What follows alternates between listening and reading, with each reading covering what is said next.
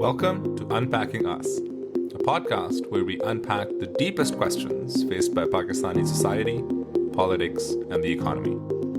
I'm your host, Asad Liaquat.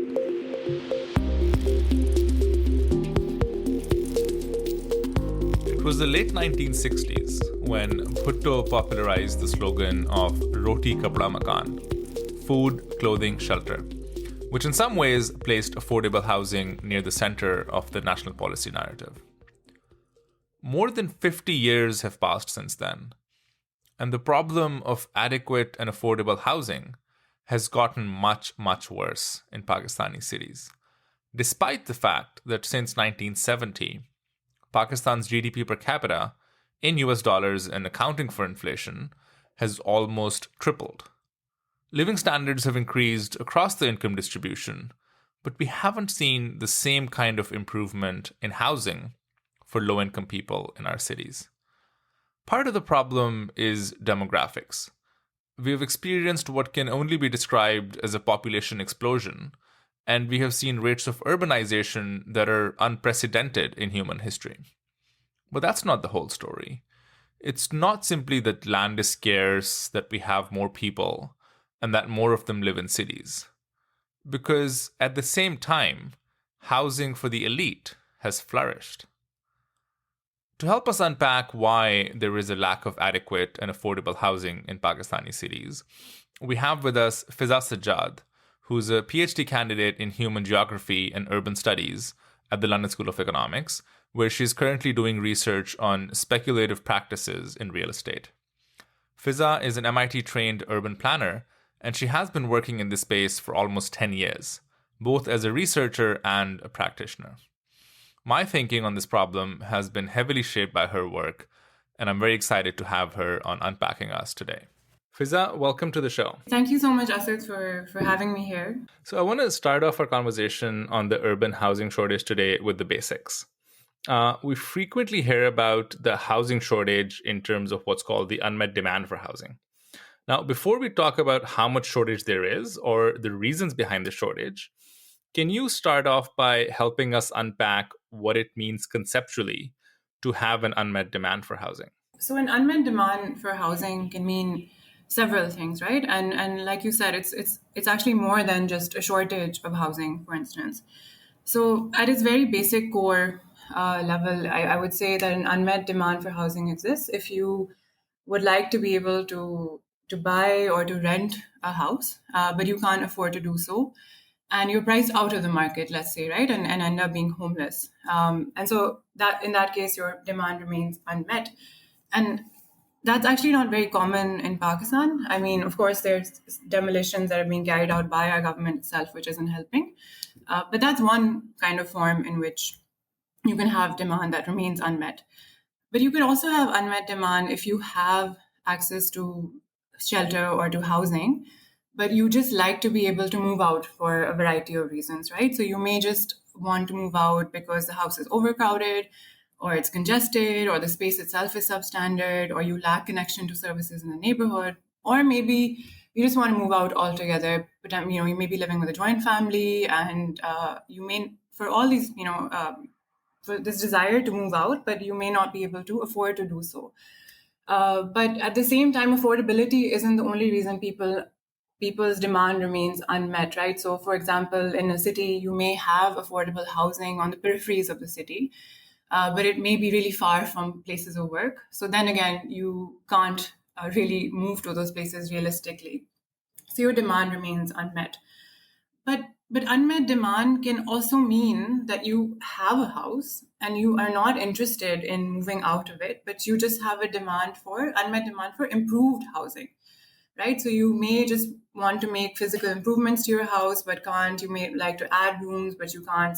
So that's largely how I think about demand that remains unmet at the moment in the market. So there's various kinds of unmet demand that you're saying. There's people already living in inadequate houses, or people living with too many people, or people who are living not at the right place, so they could be at the periphery of a city. So you mentioned that the data on this is kind of sparse and we don't really have good estimates. But if I push you to think about the best estimates we have, what would you say is kind of the extent of the unmet demand for housing in urban areas? Yeah, so this is really a great question, and to be honest, I wish I had a better response for this. But I think typically when we think about unmet demand, we in policy circles, we typically go to this number of the 10 million housing short. Where does that number come from? That's exactly what I was going to say, right? That the 10 million number is constantly kind of floated around. And there's also this other number, which is that there's a demand for 350 to 400,000 units every year that remains unmet. And this number, it's really, I'm assuming that this number has been calculated by looking at the difference between population growth and available housing units over a period of time, annual depletion of existing stock, also looking at annual housing supply shortage. But there is no detailed methodology for the calculation of this figure that's available, right? So at best, this is an estimate, and we don't know really where this number has come from. And we need to be able to understand the source and the calculations behind this 10 million figure. So that the solutions that we're proposing are more appropriate to the problem at hand, right? And we need more disaggregated data estimates of shortages by income. But at the same time, we also have to think about the fact that simply looking at shortages doesn't help us understand, where overcrowding is an issue or where housing improvements may be needed or whether there's an oversupply of certain forms of housing in the market. So it's kind of, I think it's really critical to get a sense of what the nature and demand of supply is. So your question was more about, what are the best estimates that we have? And to be honest, I think that there has to be more work done on this. I think the census data last year that was released, there was some more additional data on housing stock itself. And so that could be looked at. I think PSLM data, PIDE has again tried to look at the deficit in the quality of homes and access to amenities. Homelessness, let's say, is one way of assessing unmet demand, right? So if you look at census data, for example, the homeless population in Pakistan is quite low. It's about 38,000 people, which must be an underestimate, in my opinion. With 38,000 across the whole country. Across the whole country, and it's down from about 144,000 in 1998, right? So I don't know what happened where this has to be an underestimation, right? I mean, they can't be 38,000, but what I'll give them is that homelessness isn't as pervasive in Pakistan as it is in a lot of other contexts, right? Sure. So that's one thing, right? But there just remains a lot more to be done, right? So I think there are some primary data sets that could be relied on to get some sense of what this unmet demand looks like. But there's a lot more to be done. And it's interesting because you see in a number of other countries, there are actually all these market surveys also done to get a sense of what, at what price points can the market intervene, what does demand look like. It's also important to get a sense of, spatially, where are people living, what are the kind of issues that they're facing in different parts of the city as well, and to use that to then intervene accordingly. So yeah, I'm sorry. I wish I had a better response to what the best estimate is, but really, I think there's a lot more that has to be done on this front. Right. So I want to take your advice on like trying to dig deeper into these demand and supply issues, and trying to kind of start understanding, the broad reasons for why there is this unmet demand for housing in urban areas, right? So if I think of this conceptually, as an economist, I think of like, well, an unmet demand must mean that there is high demand, and there are reasons why there's high demand, and there are reasons why there is low supply or a kind of inadequate supply or misdirected supply, right? So if we start thinking about why there is high demand, the two kind of obvious aspects that pop up are high population growth and high kind of rural to urban migration, right? So if you look at our population growth rates from the 60s, from the late 60s, our population is almost quadrupled from 60 million to somewhere between 220 and 235 million now. And by estimates, by World Bank estimates, is going to be somewhere between 270 and 300 million in 2050. Now, if you think about where the composition of this population across rural and urban areas, we've also had very, very high rates of urbanization, right? So in 2017, we had 10 cities with a population of more than 1 million and 99 cities with more than a population of 100,000 people. and that's almost double from the previous census. So we've had crazy rates of urbanization, um, and this is concentrated also in these large urban centers like Peshawar and Lahore. But if you were to think of other places in the world where urbanization has happened at such a rate, you might have expected that the market would respond to this in some way, and that you would see a lot of kind of adequate housing in these large urban cities. So in many ways, our cities have kind of failed to respond to urbanization, and we can talk later about whether it's the government's fault or it's the market's fault, or what that means. But if you were to think of why it is that the market has kind of failed to respond to this high increase in demand, what would be your response? So I guess we'd have to think about what we mean here by supply and by demand, right? Because if we think about it, there is actually ample supply for housing at the upper end of the income segment, right? So therefore, so there's and I always call it an oversupply, just because the urban unit, for instance, also estimated that 60% of housing in Punjab, for instance, lies vacant, right? So there's actually a lot of supply to meet a smaller chunk of that demand, right? And there's demand, of course. That's the reason why they're building, but this demand is basically for and basically this demand rests with high income groups and investors at the moment. So there are more and more gated communities that are coming up for the elite and for middle classes, and anyone in any city, any major city in Pakistan is bound to run into a number of like housing society ads that are kind of everywhere. I guess that's part of my question, right? Like, why is it that there are so many people who need housing? Sure, not all of them can afford it, but there must be many people who can, if given the right tools, they would be able to approach kind of being able to afford housing. But all we see is this kind of elite housing. Yeah, and I guess I'll come to this question of why this is, but I guess I want to also acknowledge that there have been some small shifts in the market, right, that we've seen. So, for example, there's obviously a difference between the kind of housing that the formal housing market is supplying and what the, let's say, informal housing market is supplying as well. But even within the formal housing market, you see that developers are offering smaller housing units. So there's 5, 3, 7 marla houses that are being offered. These are primarily on the peripheries of cities, and this trend didn't exist as much as maybe 10 years ago, right? So plot sizes have gotten smaller in some ways to try to cater to growing demand for more relatively lower cost housing. But the problem again here is, even if that's addressing a portion of the demand, that still leaves a lot of people out. And just the size of the unit doesn't always mean that it's affordable either, right? But I wanted to acknowledge that there are small shifts that we're seeing in the markets, or the market is trying to adapt to in some ways to that. And they're also, informally, I also meant that there's a lot of kind of informal subdivision of land. So there's smaller plots that are, if somebody owned a piece of land, let's say they're just carving that out. So plotting, cutting, karke, they're selling it on to people coming from different places. But then that has its own set of challenges. So there's some kind of action that's happening, but then the question still remains, right? Whatever is happening is still not adequate to address the kind of growing demand that exists at the moment.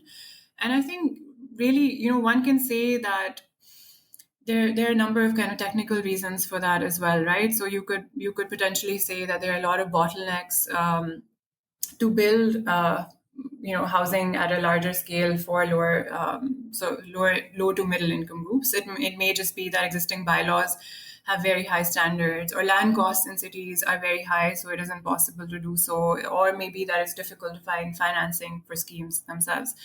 But primarily, kind of based on my experience of conversations with different developers, and they're very honest about this, right? They generally say that it's just not profitable for them to try to address the demand that exists on the lower end of the spectrum. They could use that same land to try to target higher income groups, let's say. And so a lot of them are like, why would I, as a commercial entity, try to curtail my profits, right? And so at the end of the day, I think that's one of the biggest reasons why supply isn't increasing in line with the actual demand that exists. I also want to touch on something that I know that you're doing research on, which is the role of speculation. And I know that you've been having some conversations with some players in the real estate market. Can you tell me more about what we mean by speculation and how it's affecting the housing market? Yeah, absolutely. So I guess what I found is that my definition of speculation typically differs from a lot of other people's as well. But the way that I understand speculation is that you are investing in land and housing, not for immediate use, but essentially to be able to sell at a later point to make a profit on that, right? So your primary purpose, in my opinion, is not to build a house, but it's just to kind of use it for a range of other things, right? So you may sell it to, it's in some ways like a store of wealth rather than, or a commodity rather than an actual use for housing. So, the speculation is extremely widespread in the Pakistani context now, right? What we see is anyone who wants to make any kind of money or wants to save, real estate seems to offer the best option. And we've seen this trend increase more and more since 2001, right? When there were more remittances coming in after 9/11, interestingly, because people outside were a bit hesitant to keep their money abroad and started sending their money back in. And there's been this kind of boom in the real estate sector. So, I can talk about various aspects of it, but what we're seeing now is that land and the way that land is conceptualized has transformed over a period of time, right? So land itself is first and foremost, from what I'm seeing, conceived of as a commodity, and so it's conceived of as something that you invest in at various stages of the development of a housing project, rather than developing a project itself and selling it to the end users themselves. So there are a lot of kind of other actors that are invested in this process that are driving up land costs and are driving up housing costs for people who are eventually going to come and live in these units. So based on kind of initial conversations, and I try to ask this, and I've been trying to ask this for a couple of years, is how many times, for example, does a piece of land exchange hands before getting to the end user? And the answer typically is something like 6 to 7 times, and this may just be the official the official transfers that take place, but sometimes files are they're open files, and so in that sense they're not even registered anywhere because people are trying to in some ways avoid paying taxes. So that every time that land exchanges hands, and typically the price goes up with each kind of purchase, right?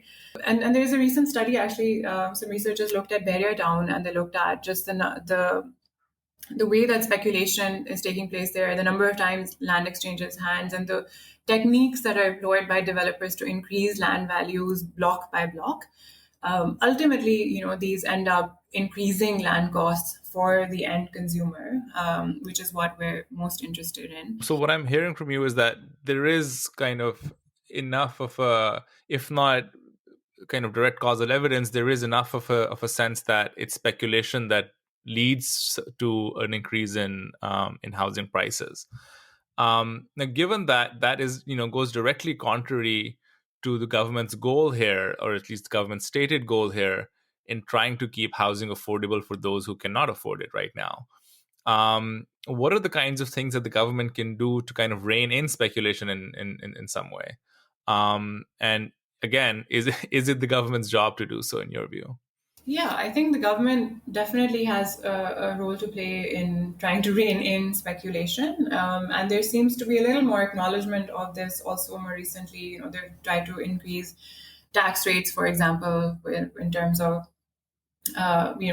selling a plot later on after buying it, and then the number of years that you can kind of hold on to it. There are a number of ways, and I guess you have to increase, a maybe impose a non-utilization fee on vacant plots. And this is something that the LDA, for example, has already done in some places, but it's such a nominal amount that it doesn't really kind of hinder any investment in speculation. But I think, I guess I'll just come back to a larger question, right? Should the government play a role in regulating the real estate sector and thinking about speculation? Because the sector is completely unregulated at the moment, although there are people who would disagree with this. And there's a lot of pushback from developers themselves, right? So I was just having a conversation with someone recently who said that, he was in a room with a number of big developers, and this question, as part of a housing committee, and there was this question of, are we going to try to introduce some form of ways to regulate this industry? There's a big push from big developers saying, there's no way, like, we're going to let this happen, and the industry just needs to kind of continue the way it is.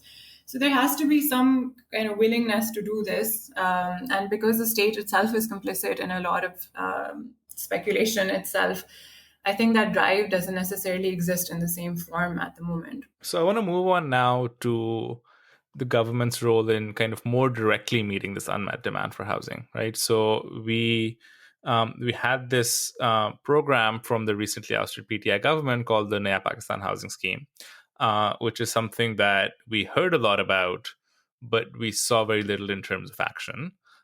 So can you walk us through what was the vision of the scheme and how it aimed to achieve this vision? Yeah, absolutely. So the Naya Pakistan Housing Program, like you said, was introduced by the PTI government. This was introduced about 4 years ago in October 2018. And broadly, it promised to facilitate the construction of 5 million homes in the next 5 years. And the idea was that the majority of these new homes would be built for or would address the needs of low and low to middle income groups who have the highest kind of demand for housing in both urban and in rural areas. So since this announcement, there have actually been a number of different proposals and models that have been floated around as falling under the umbrella of the program. And frankly, it's quite difficult to keep track of what's been happening. But I'd say the program has attempted to achieve its targets through two key mechanisms on the supply side and one kind of mechanism on the demand side, right? So on the supply side, one way in which it's tried to encourage greater supply of particularly affordable housing is by attempting to facilitate the private sector, and it calls this on its website as like the real game changer. So the idea is to try to get the private sector to build more on private land by kind of streamlining approval processes for developers. Getting approvals from regulatory authorities is one of the biggest challenges that developers face. So it could take, like 2 years, 3 years, because there's just a lot of bureaucracy involved in this. And also, obviously, a lot of kind of, cash that's being transferred under the table. So that's one issue that they said we're going to try to address. They also have offered to coordinate with different government entities for infrastructure provision, provide tax and regulatory incentives. So we can talk a little about the construction package that also sought to do that, but then also, for a period of time said that anyone can invest in land and their source of income won't be asked. But the idea here is also that the government would connect the developer to end users and buyers that they have registered under this program. Those people who have access to finance and may be eligible for a one-time subsidy of a house. So one idea is to work with the privates to facilitate the private sector to build more housing. The other idea is to work to facilitate development authorities and entities in urban areas and provincial governments in peri-urban areas to build more housing on government land. And in return for which NAFTA, which is the Naya Pakistan Housing Development Authority, which is responsible for looking after this program, will then also offer them tax rebates and help with coordination and connect them to end users, just as they would on private projects. So these are kind of two ways on the supply side that they're aiming to encourage both the private sector and development authorities to build more affordable units. On the demand side, what they've tried to do is they've tried to enhance access to housing finance. One, by trying to support stronger kind of foreclosure laws, but then also setting mandatory targets for housing and construction loans for commercial banks. And then what they've done is they've introduced tier-based interest rate subsidies under the Mera Pakistan Mera Ghar program. So there are 4 tiers here. So 0 and 1 are at the lower end, and 2 and 3 you can get loans for up to 6 million and 10 million. So relatively more middle income households for tiers 2 and 3. And borrowers can borrow for up to 3 to 9% interest for the first 10 years, after which these rates kind of adjust to market rates. They've also, as part of this, introduced a down payment subsidy for eligible borrowers, and they're trying to work with banks on mechanisms to verify informal incomes. Right. So, in a nutshell, I guess the goal has been that they're going to facilitate the construction of these 5 million homes through the private sector and through development authorities and provincial entities through a range of incentives and connections with the end user, and then also enhance buying power of potential customers through subsidized access to housing finance and kind of trying to address concerns shared by the banking sector. So in some ways, they're trying to create an enabling environment for housing construction. So this is the larger kind of program. If we think about what have they achieved, right now we're 4 years into the program, and there's been, of course, a lot of kind of political instability. So let's keep that in mind. But over this period, if we think about what has the Naya Pakistan program achieved. So firstly, if we look at it again on the numbers of housing units built. And as per the Naya Pakistan Housing Program website, I checked again yesterday, there are about 22,000 housing units that have been completed. And 18,000 of these are built through a Huwat Foundation, and about 3,500 through the Workers' Welfare Fund. Right. So this is the Ahuva Foundation housing scheme, not the Naya Pakistan housing scheme. Yeah. So what Ahuva does is basically it gives out small loans to people who already have a piece of land. So I think from last time I spoke to them, it was about 5 lakh rupees. So if you already have a piece of land and you want to build on it, or you just need a little bit extra cash to complete it, Ahuvat is providing loans of this size, and it got money from the Ministry of Housing for this purpose, I think around 2019. So at that time, it wasn't part of the Naya Pakistan Housing Program. The Ministry of Housing was involved. But the government did give Huwat money to do this, because before that, they would give out loans for like up to 50,000 rupees, right? So the nature of loans was very different. But the housing, again, like the connection to the program is a little bit tenuous. And even let's say the Workers' Welfare Fund projects that are now kind of listed under the Naya Pakistan Housing Authority's completed projects, these have also been initiated as early as 2011, 2009. So these are actually older projects that may have just been completed in recent years in terms of their physical construction. But again, right, like they didn't come up during the past 4 years. This is a longer kind of timeline in mind. So those are all the units that have been completed. So what you're telling us is there were about 18,000 housing units that can be attributed to a previous program by the housing ministry through a Huwat, and then the rest were initiated before the Naya Pakistan housing scheme started. So in effect, the Naya Pakistan housing scheme has built zero additional housing that can be attributed to the scheme. In effect, you could say that neither the federal government nor the provincial kind of initiatives that have been taken have built any units so far. I guess what I'll credit them for to some degree is that they've tried to facilitate approvals for developers and streamline those processes. Although, based on conversations with developers, the response is still kind of mixed on how much that's helped or hasn't helped. But let's look at what's happening on the demand side, right? So there's a lot of kind of noise around this target of 5% lending for housing and construction. And banks have been lending, a lot more towards this end since this, mandatory target was introduced in July 2020. And the Mera Pakistan Mera Ghar program was introduced in December 2020. But again, just I'm reading through Dopese's kind of posts on these targets. This doesn't necessarily mean that the extra amount of money that's being given out is being given out for the Mera Pakistan Mera Ghar program, right? The housing and construction loans could be used for anything, any kind of construction project. It could be used for real estate investment trusts. And so we don't really know necessarily where that money is going, right? And based on certain World Bank documents, also progress on the Mera Pakistan Mera Ghar scheme has been somewhat muted.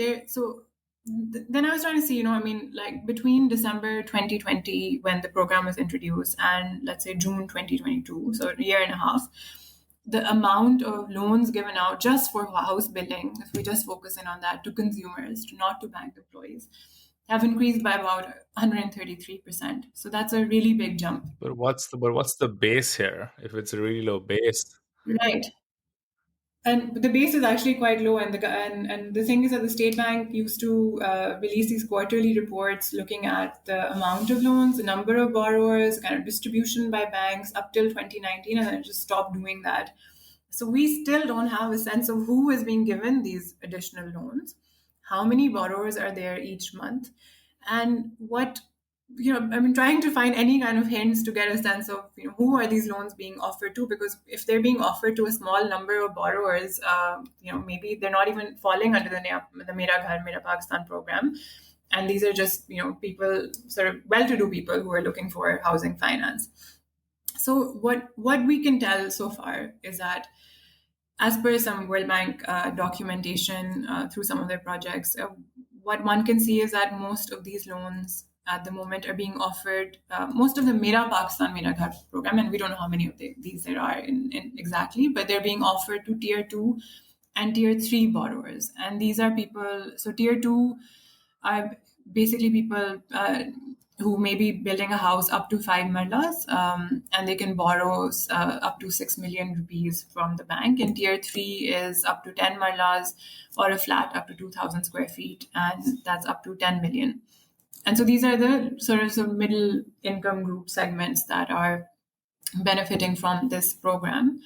There are no tier 0 and 1 from what I understand. There's just one other thing that I wanted to point out with the program, and it's that, the construction program it was introduced after COVID hit, under NAFTA's umbrella, where essentially a lot of tax incentives and regulatory incentives are given to developers, and like I said earlier, that people weren't asked about their source of income, so before investing in real estate. So a lot of black money is said to have moved into real estate, and land prices actually skyrocketed after this amnesty scheme, so to speak, was introduced.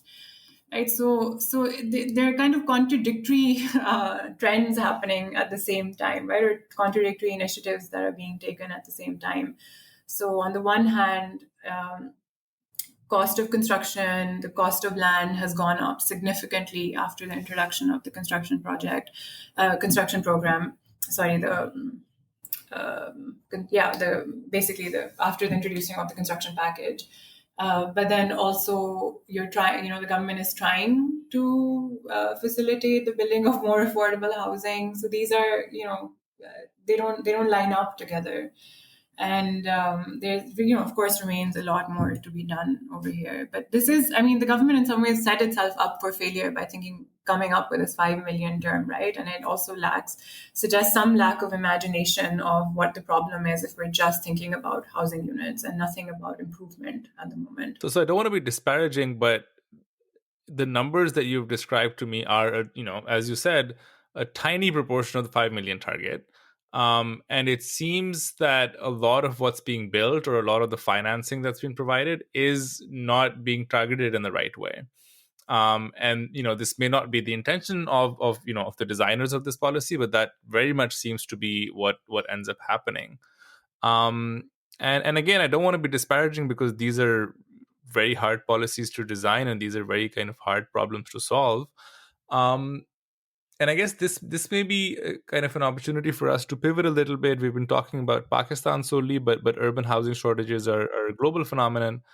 Are comparable countries faring better, or is this problem kind of truly global? I think nearly all countries around the world are facing kind of, some form of challenge around housing.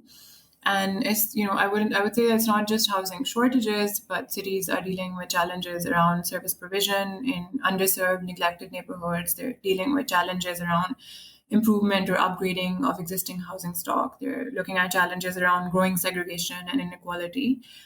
And what's interesting is that although globally we're seeing cities trying to deal with growing housing shortages, there are also paradoxically also they're also seeing an oversupply of high-end housing units for those who don't have an immediate demand for housing, right? So there's something structural at play here.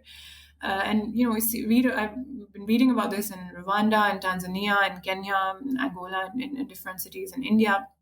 Also, I mean, London again, even European cities where you have a lot of vacancies despite housing shortages. So I think we have to keep kind of thinking about why this kind of oversupply exists to really get to the heart of what the challenge over here is, and maybe that's a debate about whether housing should be seen as a right or a commodity, but there is a puzzle here, right, in terms of whether the demand is emanating from low to middle income groups, but housing continues to cater to those at the top in a number of countries around the world. Is there anything that we can learn from other countries or other policies that have been tried in other countries? On the one hand, there's a sense of what we shouldn't do, right? But then there's also the question of what can we do based on experiences from different places. And again, here, I think the Latin American context offers many lessons, but there are also, of course, a number of lessons to be learned globally from the African continent and East Asia and South Asia itself. In 2019, the United Cities and local governments, which is a UCLG, which is a global network of cities and local regional metropolitan governments and their associates, published this really great report on rethinking housing policies. And it has a very detailed section on policy experiments and the promotion of adequate housing in different parts of the world, offering examples of what has and hasn't worked. And they talk about experiences with upgrading, which was once something that we used to talk about at least more, but again we don't really focus on that as much anymore. But then also thinking about how to better serve underserved neighborhoods, thinking about subsidized rental programs, introducing housing policies that are supported by city plans and different planning instruments, also thinking about including the right to housing in a country's constitution itself. And what I find useful is so South Africa's example is quite interesting as well, because their government introduced a state subsidized housing program that very successfully delivered over 3 million housing units since like the mid 90s. But at the same time, housing backlogs continue to rise. So over the past kind of decade, there's been a shift in policy to try from building these units in greenfield sites to providing service sites or upgrading existing settlements, and a number of households have actually benefited from this problem, from this kind of assistance, right? And then in Mexico itself, the government there built a number of housing units, again on the peripheries of their cities, and what they found was that they had to deal with this issue of abandoned housing because the houses weren't adequate, they weren't well connected. So again, that's something to think about. Building houses in many cases turns out to be a bad policy.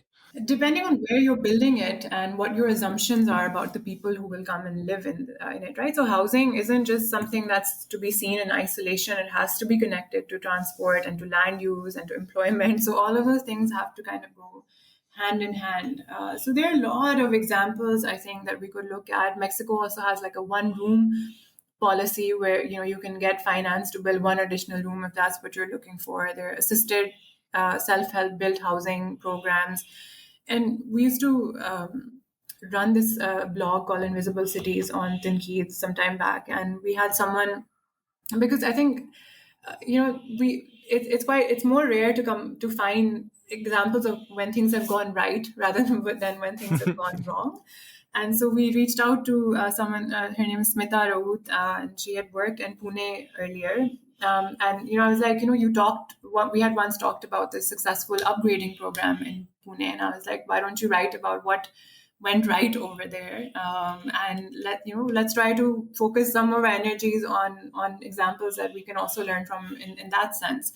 And she wrote about this program that was introduced by the Pune Municipal Corporation together with this NGO that aimed to provide housing, like upgraded housing for several informal settlements in the city. And the key thing that they kind of focused on was that they try to support existing livelihoods, They made sure that they didn't displace people who, that they were trying to help, that the community itself was involved in that process. So yeah, so I mean, I think we can talk endlessly about the kind of successful examples or examples that haven't worked, but there is definitely much to be learned. And I was, and someone the other day was also saying, maybe European cities also offer a lot of lessons in terms of rent control or just thinking about housing in a kind of different way.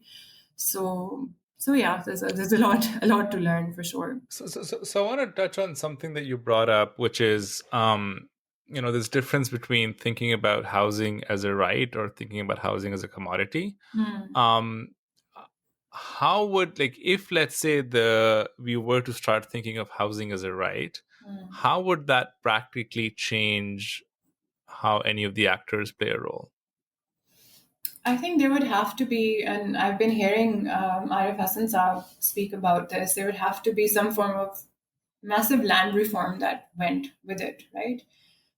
So if housing is seen as a right, then that means that it is that basically everyone is entitled to have an adequate, viable kind of house to live in.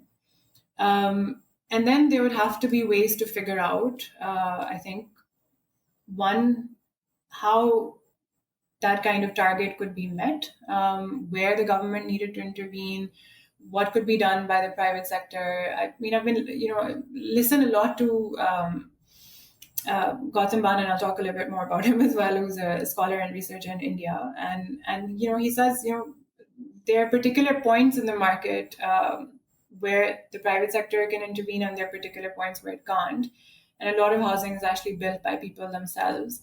And so you have to kind of think about the right mix and what can work in conjunction with one another. But if you treat housing primarily as a commodity, which means that, first and foremost, it's kind of seen as an investable asset, I think that's going to have to change, right? So we're going to have to curb the way that speculation happens at the moment, and that's a really challenging task in some ways, right? How do you prevent that from happening? Because a lot of times these days people compare the land market to like the stock market, right? And that's the way that plots of lands or files exchange hands. So I think there has to be some kind of limitation to that model of development. Which you Yeah. talked earlier about how it's really hard to make Mhm. any of that happen. That it's really hard to, that there is this profit motive, and how do Yeah. you convince someone not to invest in land if that's the best investment they can make? And how do you convince a Yeah. developer to not build for the rich if that's the most profitable thing? So that's the one difficulty I have, when thinking of housing as a right, which is, sure, you and I could think of housing as a right, and the government could decree that it's a right. But Mm. what would that practically change? I think, yeah, you're totally right. I think these are really challenging kind of issues to look at. Right. I think if housing is seen as a right, there's some instances, for example, where the government in Islamabad or in Karachi in particular recently has come in and has just demolished people's houses, saying that they were living there illegally or whatever reasoning that they may Right. have. And if there is a right to housing that that people feel and that people are entitled to in some ways, and that can be used to essentially also be used as kind of an advocacy tool, right? To say that now it's the government's responsibility to provide people with housing, providing sort of potentially lower income groups with housing is not something that the private sector, as we've seen, right, repeatedly, despite wanting to wish it otherwise, is going to do. And so it could be used in that sense as well, right? So there is use for it, I think, but you're right. I think in terms of and I don't know, also don't blame people for a lot of people for investing in land, right? Because that's the best way that you can um, actually make sure that your money doesn't devalue, particularly given where the dollar is going. So I don't know. I think I've been struggling with a lot of these challenges also, but I think there have to be mechanisms in place to regulate the industry and to curtail the way that land investments do happen, right? And there has to be, I guess, some thought around that to be able to have a more equitable housing market in the long run. I know, and I take the point that this is at least partly a failure of imagination, in Hmm. that, for instance, in the US, it's very hard to think of healthcare as a right, because it's Hmm. very hard to get healthcare if you can't afford it. Yeah. Whereas in other countries that are much poorer than the US, you can easily think of healthcare as a right, Hmm. and you can get housing and you can get healthcare, sorry, funded by the government. And so at least partly Yeah. this is a failure of imagination, in that that we could conceive of a different world in which that could happen. Hmm. Yeah, because I mean, at the end of the day, I mean, land should either be used for productive purposes, like agriculture, or be used for housing, or to use it for industry. But I think just if we're just using it to create value, which is a lot of times quite artificial, that ends up distorting the way that the market functions. And yeah, I guess that they have to be some kind of ways to make sure that. Yeah, I mean, there are other markets that aren't allowed to function as free markets, right? You can't buy and sell kidneys, for instance, legally. And so again, if we could imagine a world in which you're not allowed to buy and sell land that is supposed to be for housing, that's just simply illegal. I'm not sure that's a good idea, but I'm saying that there is a radically different way of looking at the world than the way the world exists right now. Yeah, and it will have to be some form of a radical shift, right? Because the long term costs of the kind of model that we've decided to go with are quite high. So the cities are just sprawling further and further out. We're losing agricultural land. All this money isn't going into anything productive at all. Commuting costs are increasing. It's just not feasible in the long run. So there has to be some rethinking around the way that we're currently imagining the way that housing and urban development is taking place more generally. So, what are some big picture takeaways from this conversation in terms of how to understand this problem better and how to start approaching solutions? For me, the key thing that I would also want to kind of take away from this is that there isn't any one single intervention, right, that can address overall housing demand at the moment. So we have to explore a variety of mechanisms that include incremental housing models that attempt to understand the differences in housing preferences and costs between rural and urban areas, that focus on removing housing bottlenecks, thinking about regulating the sector. So there's a variety of mechanisms in place, and we have to, I think about housing not in isolation, but in a more integrated kind of manner. And also, critically, and we've been touching upon this repeatedly, is that land politics remains so intertwined with the way that politics also takes place here, and state actors themselves are quite involved in this process. So I don't know. I just kept going back to your initial kind of question of why are housing shortages so persistent in the case in Pakistan's case. And I think it's essentially because the system and I don't know. I keep going back to this Dutch researcher Van der Linden, who wrote in 1994. And what he wrote, I feel, still rings true, like 2 decades on, and I feel like I keep repeating this, but he said that the way there have been multiple times when the government has vocally said that it wants to focus on housing, but it hasn't been able to do so because the existing system continues to kind of further the interests of landowners and dealers and developers and investors and speculators across political divides, right? And so the burden on the state to provide low cost housing is quite limited, and demands from the state are seen in a lot of cases as favors rather than as rights. So yeah, I find it quite depressing actually that this was written in 1994 and we're in 2022, and much of what he said before, I think, still holds true. So, Fiza, I usually end by asking guests for any recommendations for listeners who want to learn more about what we talked about. So, any recommendations for people who want to learn more about the housing crisis? Yeah, so my key recommendation is that everybody take this course that's on housing justice by Gautam Ban and Swastik Harish. It's available for free on Coursera. And it's an excellent course. It's very easy to kind of look through their videos, see what they're saying, and their readings and exercises there as well. And it's really for anyone interested in issues of housing, at whether you're a policymaker or a student, or and I myself have learned a lot by just going through the different lectures that they have. I mean, it really breaks down issues quite well. So I'd highly kind of recommend that. Fizzah, thank you so much for being here. This has been enlightening for me, and I'm sure for many of those who are listening. I'm really excited to see what you find in your research on the deep underlying causes of speculation. And once you're done, we can have you back here to tell us all about it. Thank you so much for having me again. This has been great. A lot more to think about, I think.